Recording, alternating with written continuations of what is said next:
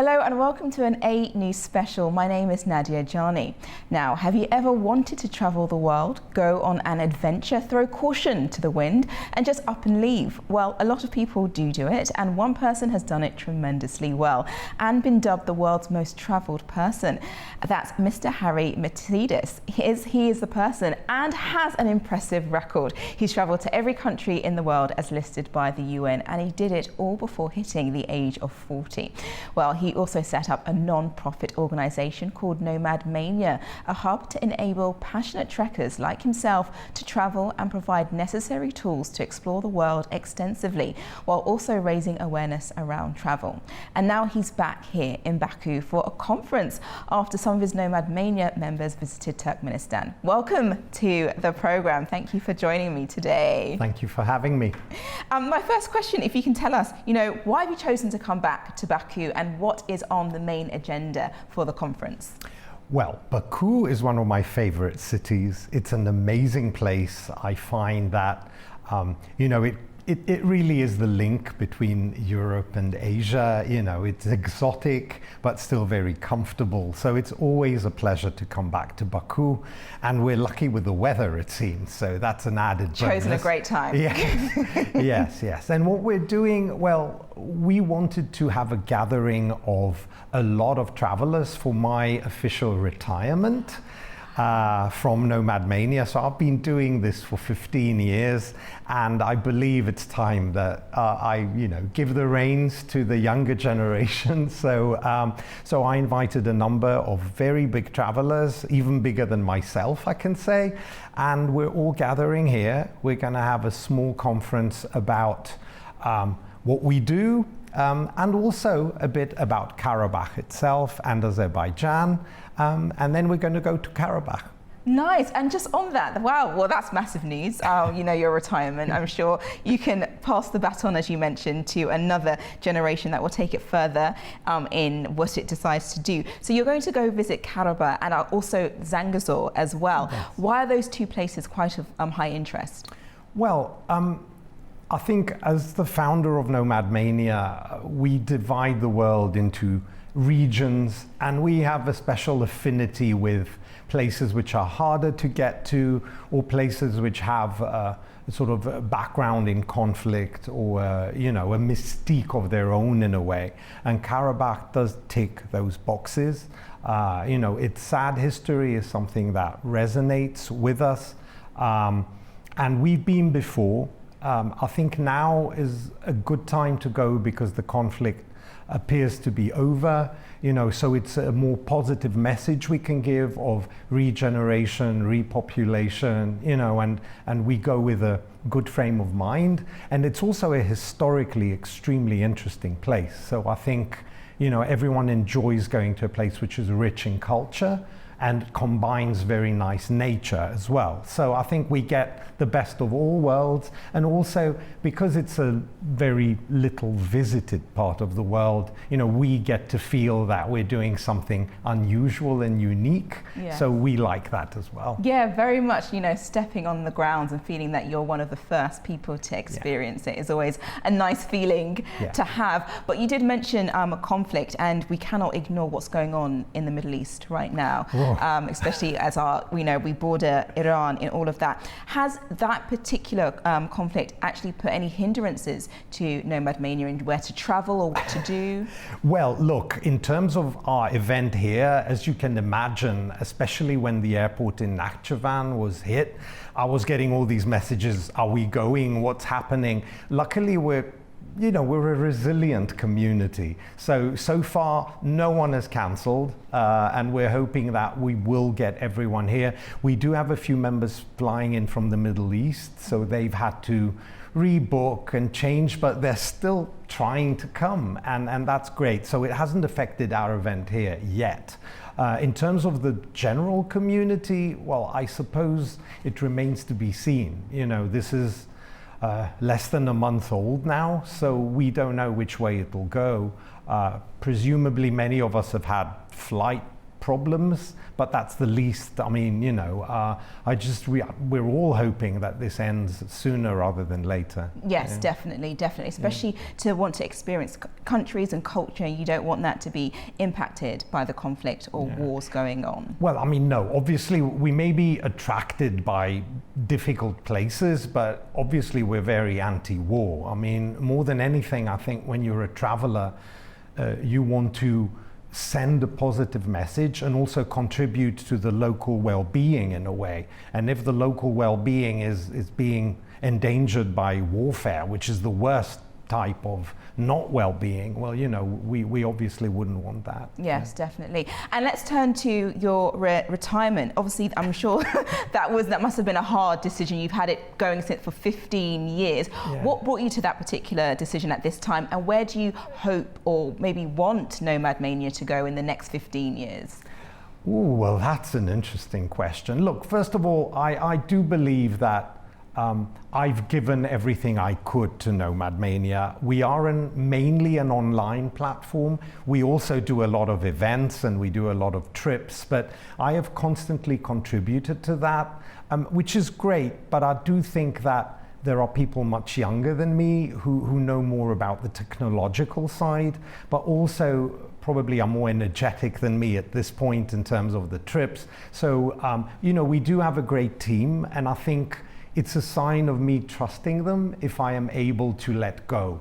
And I think, you know, when you have a project, you're the founder of it, it's very hard to let go sometimes. And I think that's also a bit of a challenge for myself. I need to learn to let go of the baby, you know, and have someone else take care of it now that it's more of an adult almost. Where do I want it to go in the next 15 years? Well, I just like it to continue being a place where travelers feel at home, which challenges people to visit more unusual and difficult places, which breaks stereotypes, because there are places where people think, oh, that's a bad place, but in reality it may not be. And our experience is that people in almost every country are lovely, and we want to spread that word. So I'd like more of that, and maybe more people to be aware of its existence. Yeah, okay, no, that sounds really great. My next question really is, as an avid tracker, you've traveled to so many different places, you know, every single country, but are there any countries that the UN has not recognized that you've also been able to travel to on your Yeah, well, the UN hasn't recognized Taiwan, for example, yes, which is a pretty mainstream destination. So yeah, I mean, obviously we do go to all these places that are not recognized. So Kosovo is also not recognized by the UN, and not Palestine. I mean, Palestine sort of is, but not entirely. And then we have places like Abkhazia and South Ossetia, which are formerly part of Georgia, but claim to be independent. I was there many years ago. And yeah, I mean, you know, it's sometimes difficult to go also emotionally, because in most cases, these places are the product of a conflict and a war. And going there, you know, it makes you heavier, and you need to be prepared for it.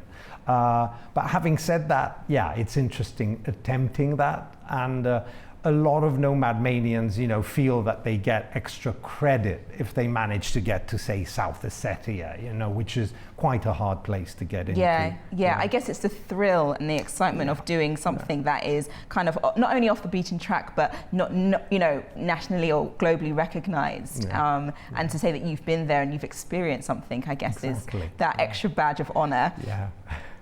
Oh, brilliant. My next question, so you've traveled to, and just to say, you've traveled to all these places, 193 places, twice. Am I right in saying that? Yes, there are 193 countries in the world, and I have been to all of them at least twice. That is very impressive. So the question that I think a lot of our viewers are going to want to find out is, how have you been able to do that, finance that, for example? That must have been quite costly, and find the time to do that as well. Right. Well, the time depends a lot on what work you do. And I've been working exclusively on NomadMania for the past 15 years, and that means I can work on it wherever I am. It's the kind of project where the work you do is interactive on a computer. You know, you communicate with many people, but it's all done through emailing, so that hasn't been a problem.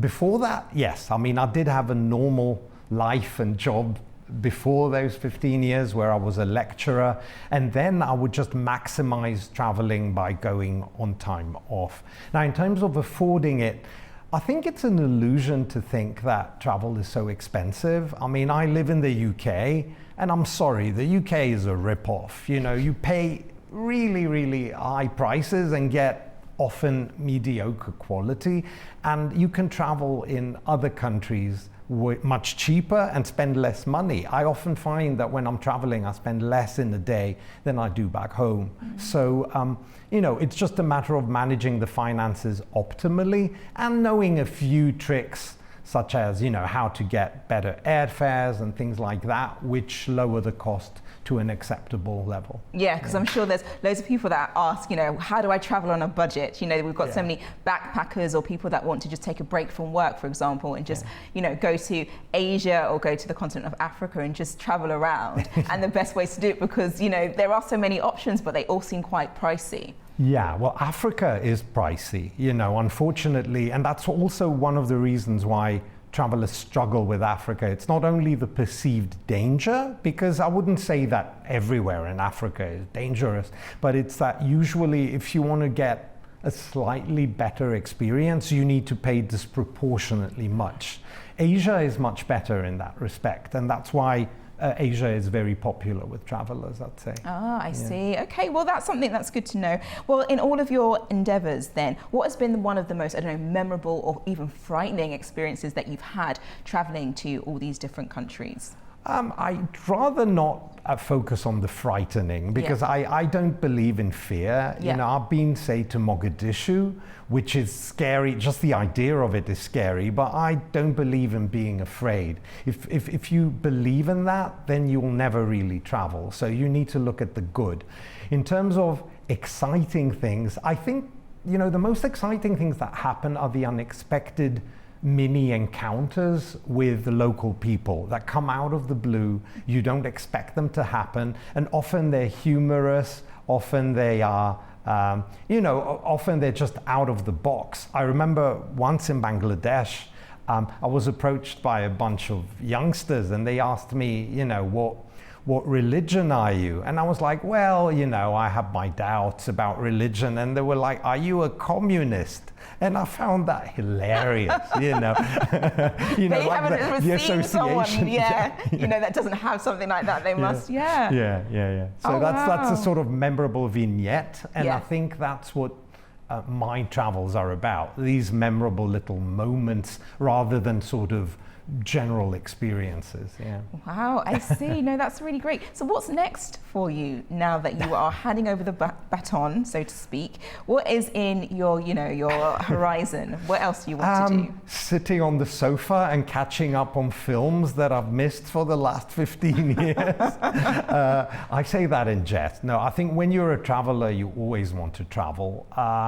There are a lot of places I still haven't seen. You know, people say, but you've been everywhere, but obviously that's not true. So I just hope to travel more and do more of the countries I really enjoy. Can you name some of those ones that you really enjoy that you want to go back to? Yeah, I'd love to go to Argentina more. I think that's a very interesting country. I'd love to see more of Japan. I can never get enough of Japanese food. China is amazing. I really love China. And now with all this technology, there's no longer a language barrier. You know, you can gloss over that. So it's made it even easier, but you've got all the comforts of China, but still all the cultural delights. And to be fair, I want to do more of the UK. You know, there's a lot of Scotland I haven't done, and I think the UK has a few things to offer. I always say, if you're a real traveler, you need to know your home well. But I've always been leaving the UK. So, you know, it's time for the UK to claim me a bit. Oh, that's good. Well, thank you so much, Harry, for joining me today. And I hope that your visit to Baku, as well as to Karabakh and Zangezur, goes extremely well. Thanks. And your future is still very much to look forward to. So many different things. Thank you so much for joining me today. Thanks for having me. Well, thank you for joining me for this special with News, and I hope you've been able to learn something. And even if you are a budding traveller, take a couple of tips from Harry. You know, he's done so much, and I'm sure you can start if you needed to. Well, that's all from me. I've been Nadia Gyane. Take care.